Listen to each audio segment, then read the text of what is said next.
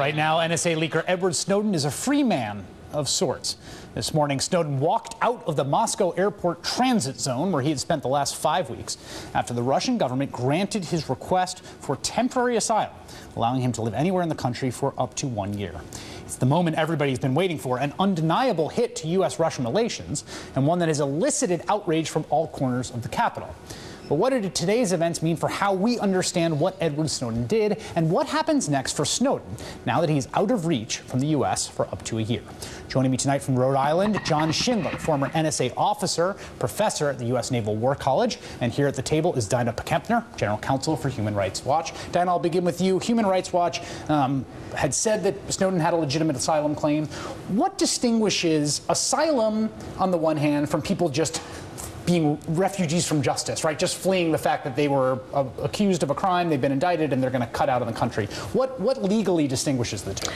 A refugee is someone who has a well-grounded fear of persecution on the basis of some kind of prohibited grounds, such as political belief or fear of persecution for their political belief.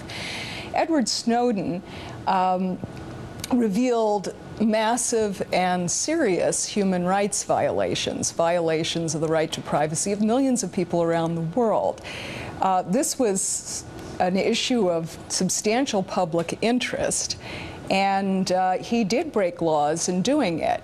But the overall context, the importance of what he revealed, the lack of whistleblower protection for people like him in the United States, and the very harsh punishment that these kinds of leakers to the press receive do tend to give him a claim that he would have been persecuted, not just punished. Persecuted, the distinction between persecuted and prosecuted being essentially a kind of context-dependent, subjective one from the perspective of Human Rights Watch. I mean, Russia has their own legal system in which they're going to determine asylum.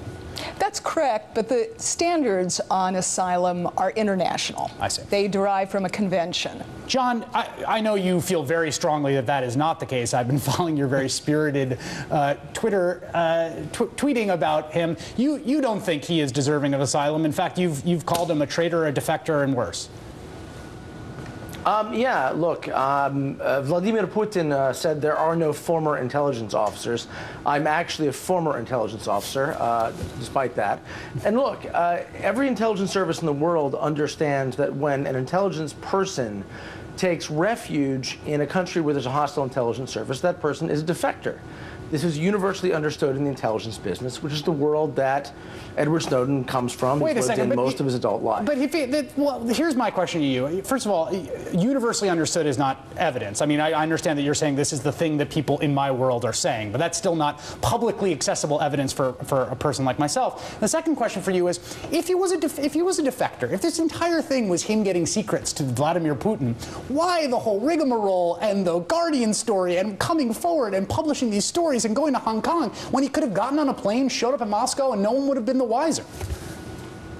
I don't think Edward Snowden is the master of his own narrative and has not been, frankly, ever since he went to WikiLeaks, apparently late last year. I think he has let WikiLeaks drive much of this show, I think to his detriment and to the detriment of the broader cause of legitimate whistleblowing, this has been sacrificed on that altar.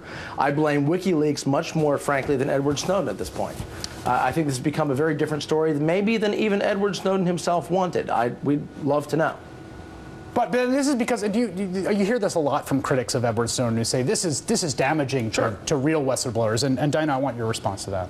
Well, I don't think so. I mean, first of all, it's a basic principle that asylum seekers seldom get to choose where they get asylum. That's just true all over the world. It would be great if Britain, Germany, Sweden, Norway, Iceland would give Edward Snowden asylum. But there's very little chance of that because of the, intense U.S. pressure to get him back, and the fact that these are U.S. allies, and the fact that some of these governments, in fact, benefit from all the surveillance that he revealed.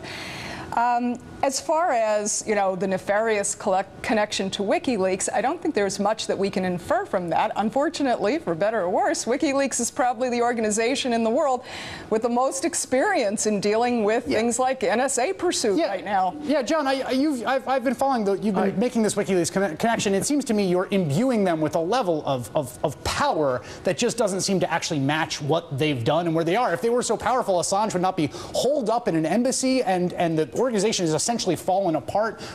I need some convincing that WikiLeaks is the powerful force you make it out to be. Julian Assange has gotten himself into quite a situation. It's very clear that WikiLeaks doesn't have a great deal of money on its own.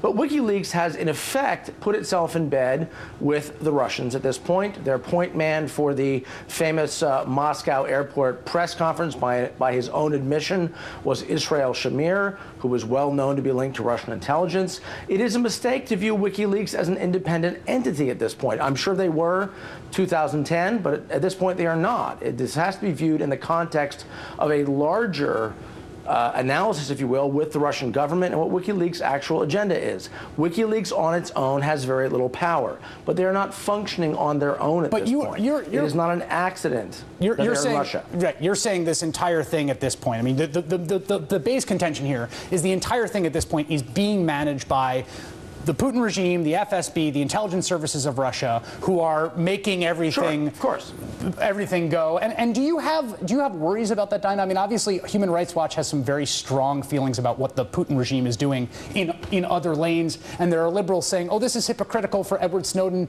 to run into Vladimir Putin's arms when he has had such a bad human rights record." As someone who is in the human rights sphere, how do you respond to that? Look, there's absolutely no question that freedom of expression and freedom of association are under threat in Russia.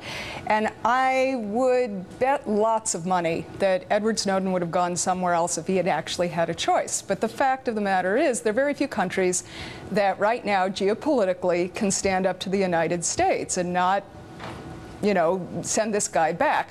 So I don't think his choice of going to Russia is an insane one or especially nefarious.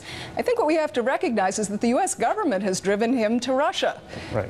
Not him. And the security situation, I think you don't think that's true that he's been driven to Russia. It seems like he has been. I mean, it looks like he wanted to stay in Hong Kong.